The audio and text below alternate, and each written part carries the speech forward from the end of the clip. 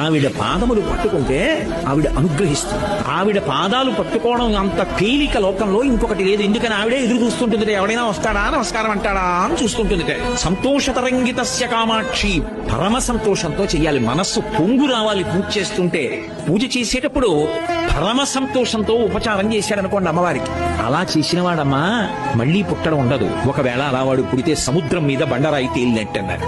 అమ్మా అనొక్కసారి పిలిచి నమస్కారం చేస్తే చాలు, వెంటనే నేనున్నాను రా బిడ్డా అని అమ్మవారు కాపాడుతుంది.